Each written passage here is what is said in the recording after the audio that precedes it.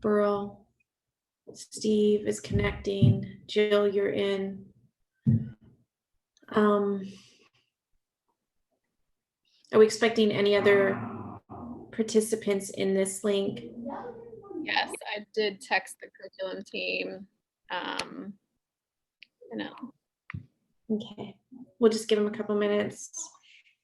I feel kind of bad. I don't know. We usually get some principals that like to attend this as well.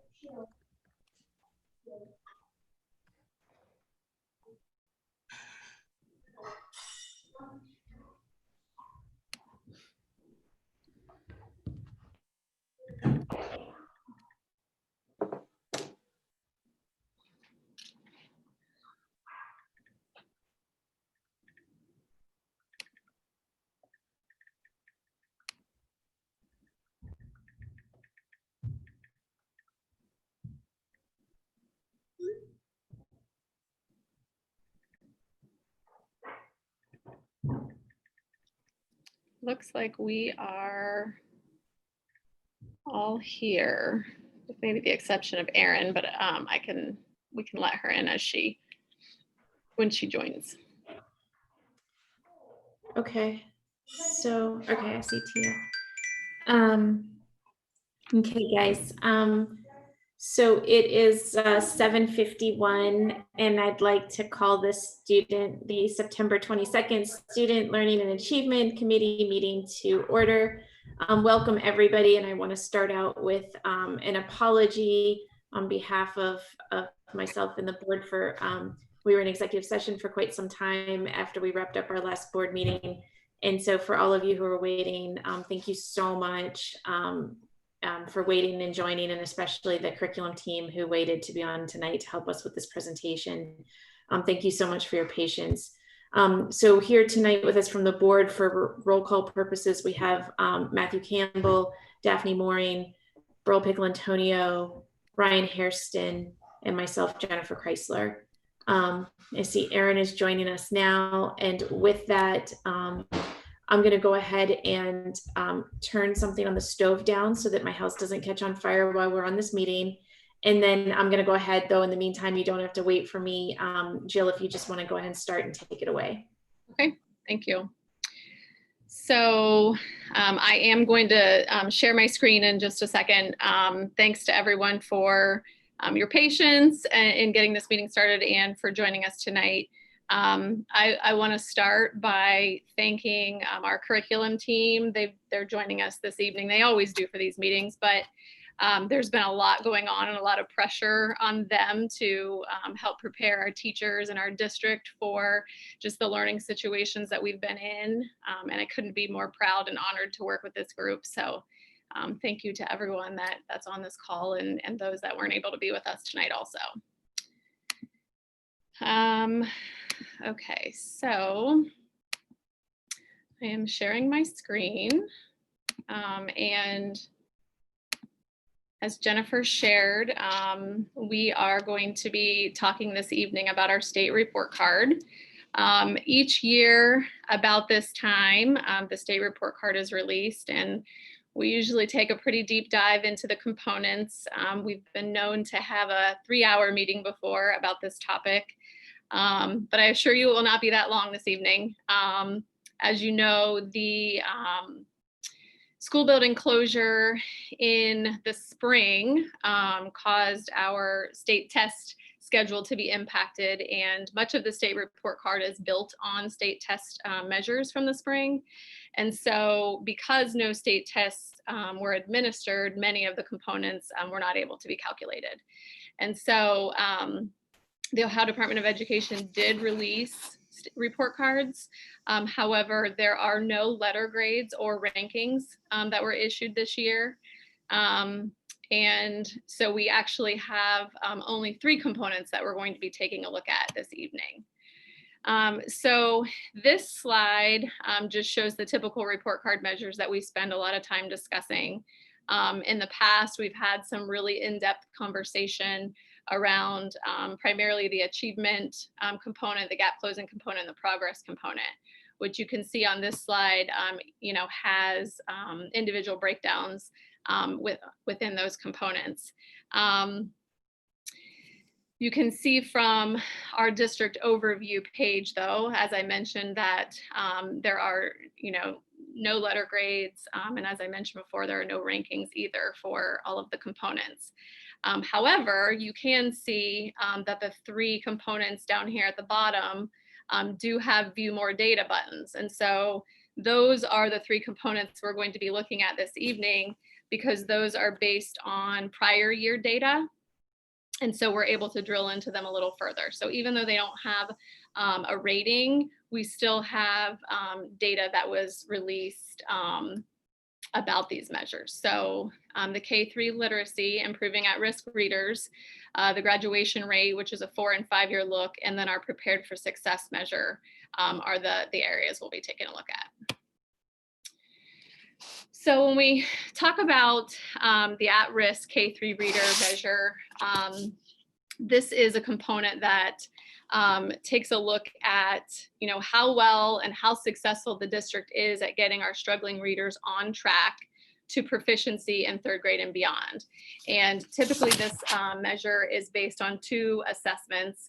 The first being the reading diagnostic that's given to all kindergarten through 3rd grade students at the beginning of the year.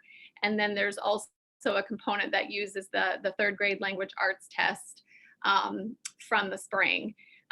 This particular measure this year only includes the reading diagnostic data and how that impacts the components, or this component, and not, of course, the state test data for the reasons we previously discussed.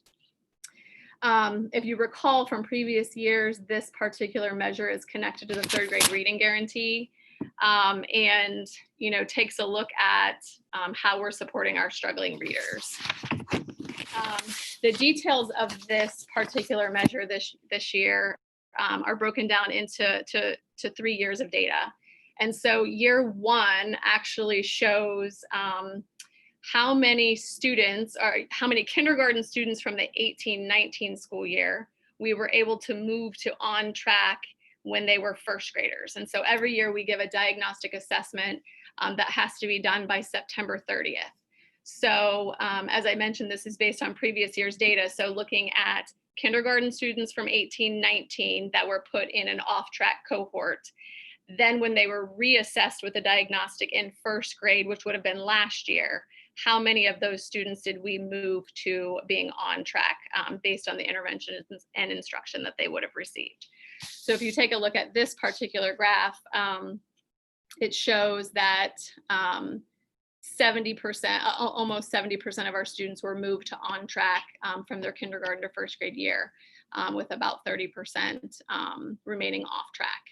Then year 2 is a similar, data point. It looks at 1st grade students that were off track in 18-19, and then how many of them remained off track or moved to on track at the beginning of their 2nd grade year last year. So 59% moved to on track, 41% remained off track. And then this last bar shows our 2nd graders from 18-19 and how they grew into 19-20, again, based on the reading diagnostic. And so it's important to know that this part of the component is really just based on beginning of the year data to beginning of year data. It's not necessarily connected to the growth that these students would have experienced in their 1st grade, 2nd grade, or 3rd grade year in 19-20. Now, I remember us from last year, we talked a little bit about, it'll be interesting to kind of watch over the years how our foundations program has impacted this data. And so I'm going to ask Erin to definitely jump in to make any corrections here. But if I am recalling correctly, last year was actually our full 1st year of implementation in 2nd grade. And so, when you look at this year 2, our 1st grade to 2nd grade, which, has the lower percentage of students that moved to on track, those are kiddos that would have just last year gotten foundations instruction. And so the students here In year 3, though this is a little bit better, these students would not have had foundations instruction, but we would have seen it with this cohort of kids. So I think, it'll be something just to continue watching. And definitely we would anticipate, positive impact based on what we're seeing with internal foundations data. This chart is really just a breakdown of the actual numbers of students that were included in the percentages on the previous page. So it shows, the number of kindergarten students in 18-19 that were in that off-track cohort, and then the number of students that improved to on-track. I will say typically this chart has a fourth row to it that indicates what the state refers to as deductions, and that would signal the number of students that were not proficient on the state test and that we had not previously put on a reading improvement and monitoring plan. So we don't have that data this year, but in previous years we would have seen that. And so that also brings up a point that when students are identified as off track based on the reading diagnostic at the beginning of the year, that signals us to implement a reading improvement and monitoring plan. And Erin works really closely with the reading staff and our building principals and our awesome teachers to make sure that we're really targeting where those deficit areas are for readers and getting interventions in place to support them. And so students that fall in off track are put on a RIMP, and then we also kind of cast our net a little bit wider and have additional qualifiers that would implement a reading improvement and monitoring plan to just make sure all of our kids are getting that support that is needed. This slide is the last slide connected to the K-3 literacy data, and this just shows the actual reading diagnostic data for last school year. So based on the assessment given at the beginning of the school year, you can see in each of the cohorts the percentage of students that were on and off track. I think, without reading the percentages, because you can see those, you can definitely see a positive trend, as students are moving through the grades. And so that, that's a good indicator for us that the curriculum we're using, the instructional strategies we're using, and the interventions that are being put in place, both on the regular education side and the special education side, are having positive impact.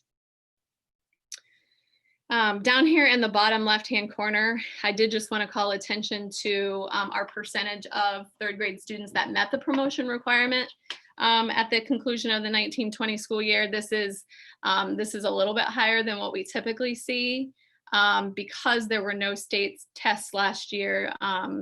The retention requirements were temporarily removed, and so school districts were not permitted to retain students based solely on their academic performance in reading. And so we were able to take a look at many other data points that we have when making those determinations for students moving to fourth grade. And then that continues over this school year as well. Legislature, set forth that districts shall not and are not permitted. I think it's funny that they use the word, those words, because, we kind of view it more as a requirement, but we won't be retaining students this year based solely on their reading skills if they've shown that they are academically prepared for fourth grade. So the next component that we're going to take a look at is graduation rate. And Can I ask a quick question? I'm sorry. Yeah, sure. So so the fact that so students won't be retained this year, what does that mean from a curriculum standpoint when you guys are thinking about those third graders who still might be at risk, that might not have been necessarily identified in the traditional way? Does it mean that there's further intervention that you have to think about for fourth graders just to make sure that they're truly prepared to be successful learners, for the rest of their career? Or is it just like business as usual? That's a really good question. So I want to clarify that it doesn't mean that no students will be retained. It just means that we're not required to retain students that don't meet the cut score on the state test. And so obviously there's a lot to take into consideration when making those decisions about retention. We know that there's research about the long-term impact of retention on students. And certainly, the intent of the third grade reading guarantee law is well-founded and wanting to make sure students have a really solid foundation with their literacy skills. But it's nice for us as a district to have that flexibility to really look at the full picture, and what might be the best decision for a student, as opposed to kind of being locked into what we have to do retention wise. I will say that there may be students that would have previously been required to be retained if they hadn't met that cut score, that we might think that they could be successful in fourth grade. And sometimes we'll put them in what's called a 3-4 split, but we never rip, that carpet out from under them. We always keep close tabs on students and make sure that they have the reading support that they need, that they've got the interventions in place. And so that would be no different. We would really take a look at the students' strengths, their gap areas, and make sure that we continue supporting them as they're moving through the grade levels. Is that? Yep, thank you. Yeah. Okay, so the graduation component and the prepared for success components that we'll be talking about next are both derived from previous year's data, and take a look at 2 cohorts of students from the class of 2019 and the class of 2018. And so the graduation rate component, is looking at the students who earn diplomas within 4 years of entering 9th grade for the first time, and then extends that to 5th year, seniors as well. And essentially they take a look at the number of students who graduated in 4 years or less, and they divide that by the adjusted group of the graduating class, which accounts for students that would have moved in or moved out of the district since the freshman year. And then if you take a look, then there we have the breakdown. Last year's data, we actually were up slightly in our 4-year graduation rate, hitting 95%. And then we had a slight decrease in our graduation 5-year data, down to 94.8%. And so the chart to the right then just shows our district comparison to similar districts and the state average. I was trying to pull up my. What do we know about the students, that 5% basically? Characteristics? So that's something we're definitely, trying to get better at. We've talked about, adverse child effects and, things that, or different ways that we might be able to reach these students. And certainly Tia and Jason, feel free to chime in also, but taking a look at what are those trends, sometimes they're credit deficient, they've had attendance issues. And so, the new House Bill 410 laws help us to have some specific attendance plans in place to support students that might be struggling in that area. And then just really taking a look at, the whole picture and what can we do programmatically to support those students. Jason and T, I don't know if you want to add anything else to that.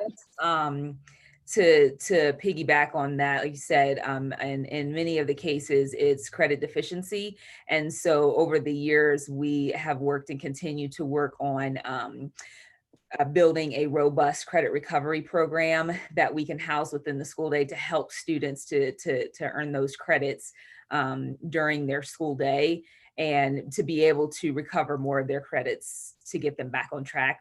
But sometimes depending on, when a student or how many credits are deficient, and as Jill had mentioned, if there are other factors that impact, it's a full plan that we have to put together for these students, but typically it is around those things that she had mentioned. And the only thing I would add to that is that most of these the majority of students in this situation are students who are more transient, or students who move into the high school level.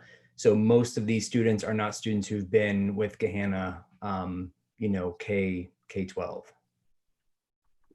I just will never forget some of the students that were, a couple of them were the 5-year plan that came across the stage when we did it last June. And they were so very proud of themselves, and the teachers that had been involved in walking with those people through that process was beautiful. It really was. I will just say our teachers in the GCS program do an incredible job. I mean, they take students that you think are, almost nearly impossible to graduate within the school year, and they really move mountains, and they inspire and motivate the kids to just do incredible things. So, that's definitely a shout out to them. Thank you, Jason and Tia, for adding to that. So the last component that we're going to take a look at today is the Prepared for Success component. And this takes a look at how well prepared our students are for future opportunities. There are multiple measures that are included in this component. And, ultimately how well prepared our students are for work and college opportunities. There are various ways to earn points as a district for this particular component. In just a second, we're going to go to a slide that kind of breaks down how our students are performing here. But essentially, students can earn credit or 1 point for earning a remediation free score on all parts of the college entrance exam, earning an honors diploma, or earning an industry recognized credential. Students are only counted 1 time though. So if they were to, for whatever reason, earn multiple, more than one of those, they would only count for 1 point. And then there's a chance to receive additional credit or an additional 0.3 of a point if students have met one of the first 3 requirements and have met one or more of the next 3, which is earning a 3 or higher on at least 1 AP exam, earning a 4 or higher on IB, which we do not have in Gahanna, and then earning at least 3 college credits before leaving high school. So that would be in the CCP offerings. So this is our breakdown. This does show, hold on 1 second, let Aaron back in. This does show, as I mentioned before, it's a look at 2 graduation cohorts, so the 4-year and the 5-year. And that's where, this would be the denominator essentially of all of the calculations that are done on this measure. And so you can see that there's ACT participation and remediation free scores for ACT and SAT. Then we have the honors diploma, industry recognized credentials, and in AP and CCP. I will say that in looking at this particular data, 17-18, which would be the graduation cohort from 2018, is the first year that we had the whole grade administration of a college entrance exam. And that was when we started with ACT. And so, we've got that number is higher because it was our junior assessment, as well as then students that maybe would have taken it on their own. And then the SAT data brings in, is a little bit larger because then we would have had our 18-19 year, we administered SAT. So right now, based on the 2 years worth of data, we've got, pretty high numbers with regard to the college entrance exams. Once we get into future years, I'll be curious to see what that data looks like as, that year of ACT administration rolls off. But you can see that this shows the total number of students that participated and how many received remediation free scores. And it's important to note that in order to be counted here and to get your point as a student, you have to have remediation free scores in all sections of the assessment. And so, if you earn the remediation free scores, let's just say in evidence-based reading and writing on the SAT, but did not get the remediation free score in mathematics, then you would not be able to earn that point. However, if you retook the SAT and scored remediation free in math, then it would kick in and it would count. Likewise, with the advanced placement data, it doesn't take into consideration, I think we talked about this last year, students that are maybe taking multiple AP courses. It's just, participation in an exam score of 3 or better is, your one-time opportunity to essentially, count for the data on this measure. But look at that number of 3 or betters. Mm-hmm. Yeah, I will say we had compared to last year, we had some improvements and we had some decreases, but the AP participation in specifics went up pretty significantly. Last year, I think we were at 14.4% and we're up to 30.2%. So Daphne, you're right. That's, a definite increase. And then we also, our AP exam scores of 3 or better, it's up from 26% last year. So we're definitely, trending in the right direction there. We did have some decreases in ACT participation, which makes sense. We talked a little bit about that. Our honors diplomas went down slightly, so, and when I say slightly, I mean 1/10 of a point. So very slightly, but that's one area that went down. And then our industry recognized credentials went up. So, I think for the most part, we're trending in a positive direction. I will say the dual enrollment credit or the CCP programming, that was an increase for us as well. But on this one, I'm not sure if you caught it on the previous slide, students have to earn credit in 3 courses. And so, just one would not necessarily count. Hey, Jill, is it 3 courses or 3 credit hours? It is 3 credit hours. You're Okay. right. So that would be 1 course, but they would have to at least take 1 course at that 3 credit hours. Okay. You're right. It is 3 credit hours. Thank you. So this chart just shows a bar graph of the percentages for that data that we just looked at. And then this next slide shows the breakdown of those remediation-free scores. And I think I talked a little bit already about needing the scores in all sections. But it does take the highest score from all of your attempts. So if you met the score, in mathematics one time and didn't meet it the next time, it still would count as, meeting.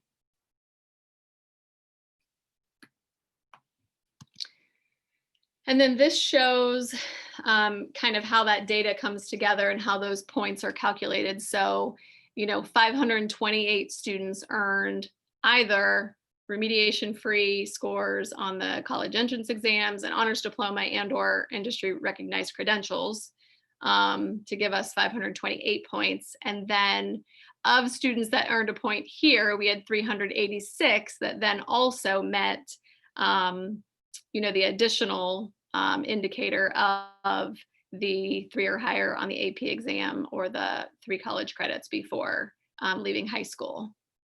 And then ultimately it lands us with our percentage, which without the rating calculations, probably doesn't mean a ton. But when I looked at the chart from last year, we are up from last year. Unfortunately, if they were giving us letter grades, we wouldn't have improved our letter grade this year, but like I said, we are trending in the right direction. And then the last slide here for the evening just shows outcomes after high school. The percentages here show the percentage of 2017 graduating class that entered college within 2 years, and then the percentage of 2013 graduates that graduated from college within 6 years of leaving high school.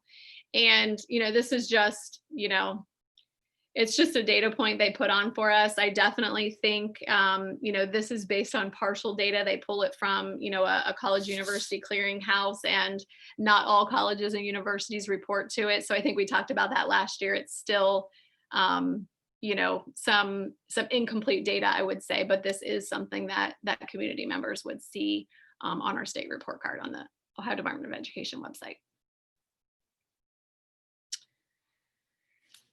So definitely shorter than previous years, because we definitely have less measures to take a look at.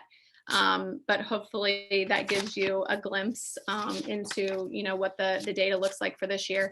And I have to apologize, because actually this is the first time the curriculum team is seeing this data. It was just released last week, and I just had a chance to start digging into it yesterday. So surprise, curriculum team. Any questions?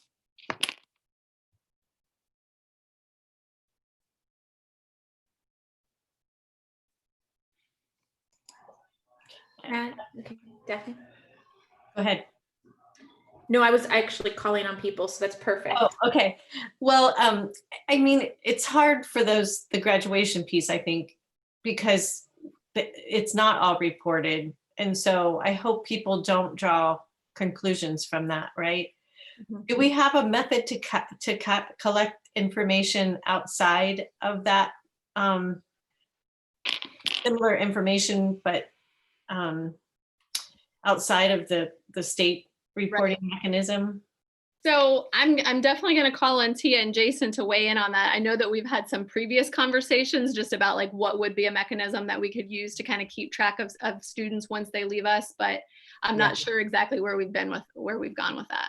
So the system that we have been talking about using to gather that is through Naviance. And again, it's just something that we continue to build with students and help to understand, because a lot of times, especially after they graduate, it becomes self-reported.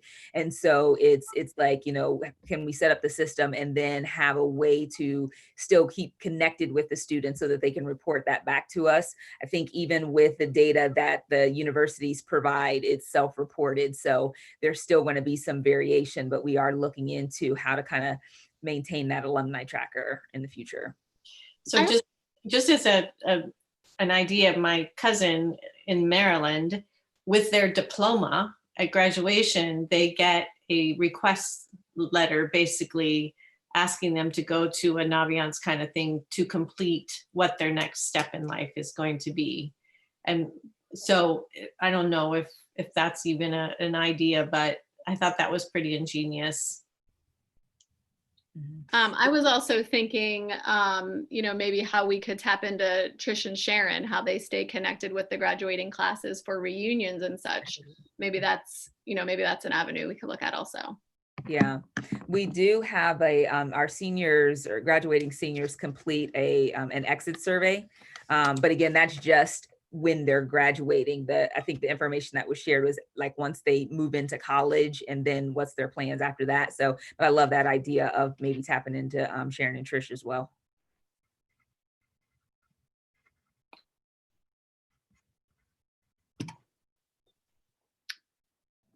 So one of the things, hi everybody, gosh, I look purple. One of the things that I was just texting the curriculum team about is that we also have a post-secondary interview that we do through different cohorts throughout the state of Ohio, depending on our year and our cohort, that collects data about if students had met their post-secondary transition goal that was found on their IEP if they were a student with a disability.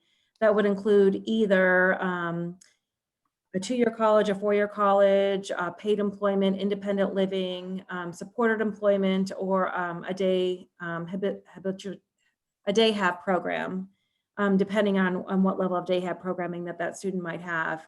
So we also collect that data, and Kent State University is overseeing the data collection for that. And we have participated in that a minimum of 4 times in the last probably 6 or 7 years. So we have that data, which is not reflected in the report card at any point. So how many students would you say that, tracks? We're required to track, we're required to do a random sampling of every student with a disability. It depends on, again, how often we come up in the cohort, and every so many years. It's a random sampling, and we do a random a formula that identifies the random students that we contact, and we have to do a minimum of 3 contacts to either themselves or their parent to collect their post-secondary outcomes, both 1 year, 2 year, and 4 years after graduation. Okay. So it's just a random sampling. Mhm. Okay. And Kent State is keeping that cumulative data throughout the state of Ohio for the transition grant that they're doing for the state. Okay. Thank you for sharing that. Mhm. Yeah, I'm sorry I'm purple. I'm gonna take off my video. Like it, we needed it. We needed a little bit of purple. I actually took a quick picture with my phone just in case I need that picture any other time later. Yeah, I've been subject to that many times lately. Any other questions? I know it's short and sweet tonight. Brian, you good? Matt, Bro, Daphne, any more? Okay. Jason, what's your favorite book on that shelf behind you? Man, that's a tough question. I have so many, so many favorite books. It's hard to tell. It has to be in the shelf. Nickel Boys. I just read Nickel Boys. That was pretty good. That's pretty relevant to what we're experiencing in today's society. Man, it's hard to tell. I do like my travel books though. I'm missing my traveling. Good answers. All right. Okay, well, once again, I mean, just thank you so much, you guys. Just we really appreciate all of your hard work, your professionalism. There's no doubt about the fact that this curriculum team is arguably the best team, not just in Central Ohio, but in the state and beyond. And so we all know that, we feel that. I challenge anybody to challenge me on that statement. We're just so thankful for all that you do every single day in supporting administration and supporting the teachers and most importantly in supporting the students. So thank you so much for all your hard work. Steve, if you don't have anything else to add. I agree. You guys are awesome, and I know you're working really hard and you're all exhausted. And so thanks so much for all you're doing. And it's nice to see our data rise, and it's not the only thing we look at, but when we're doing the right things, things are going to get better in terms of the state report card. So thanks so much for all you're doing. We appreciate it. I just learned how to do this, so I'm going to go. There we go. Oh, that was nice. Yeah. Oh, a couple of them. That's nice. That'll be next on the agenda for Student Learning and Achievement Committees. We'll have to go through a tutorial on how everybody can do those. I'm going to show Mike Verlingo how to do that tomorrow. So. Oh, that's fun times. We'll quiz them in Finance Committee. That's going to take me a while, but I'm going to do it. Definitely. I'm going to start with just getting on the link and screen sharing. Baby steps, baby steps. Hey, I'm not feeling the love. I know it's late. Let's get off this phone. All right, so it is 8:28 and Sue's got a heart. It's 8:28 and without any further hesitation, we'll go ahead and adjourn this meeting. Thank you so much, everybody. Have a wonderful night. Thanks. Good night. Bye. Good night.